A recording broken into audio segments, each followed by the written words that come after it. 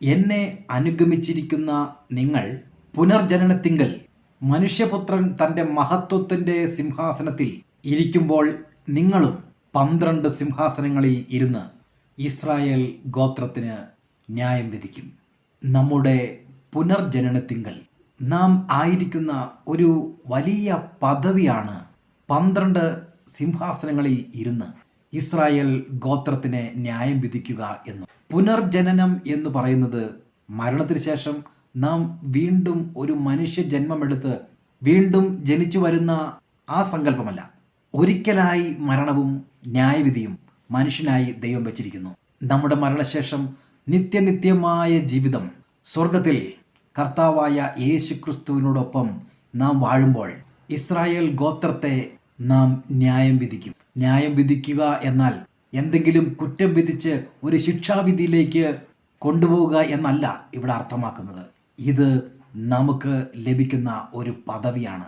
കർത്താവായ യേശുക്രിസ്തുവിനെ വിശ്വസിച്ച് രക്ഷിക്കപ്പെട്ട് പരിശുദ്ധാത്മാവിനാൽ നിറഞ്ഞ് വിജയകരമായി ക്രിസ്തീയ ജീവിതം നയിക്കുന്ന ഒരു മനുഷ്യന് അവൻ്റെ ലക്ഷ്യം വളരെ വളരെ ഉന്നതമായതാണ്.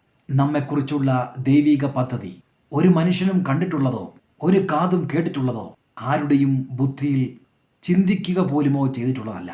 കാരണം നാം മനുഷ്യനാണ്. എന്നാൽ ദൈവം നമുക്കായി ഒരുക്കി വച്ചിരിക്കുന്ന ശുഭഭാവി അത് എത്ര വലിയ ഒരു പദവിയിലേക്കാണ് നമ്മെ നയിച്ചുകൊണ്ട് പോകുന്നത്.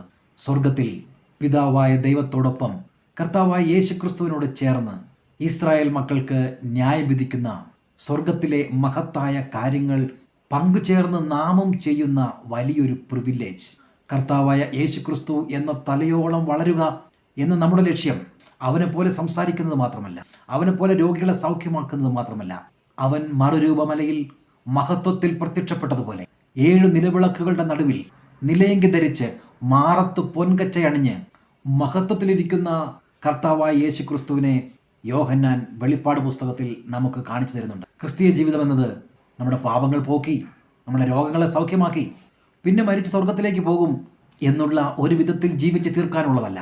മനുഷ്യപുത്രൻ തൻ്റെ മഹത്വത്തിൽ ആയിരിക്കുന്നത് പോലെ നാം ഓരോരുത്തരും കർത്താവായ യേശുക്രിസ്തുവിൻ്റെ ആ ഔന്നത്യത്തിലേക്ക് മഹത്വത്തിന്മേൽ മഹത്വം പ്രാപിച്ച് കൃപമേൽ കൃപ പ്രാപിച്ച് പടിപടിയായി വളരേണ്ടതുണ്ട്. നമ്മുടെ ലക്ഷ്യം ചെറുതല്ല. നമുക്ക് ക്രിസ്തുയേശുവിൽ ആശ്രയിക്കാം. വചനത്തിൽ നിന്നും കർത്താവായ യേശുക്രിസ്തുവിനെ കൂടുതലായി മനസ്സിലാക്കാം.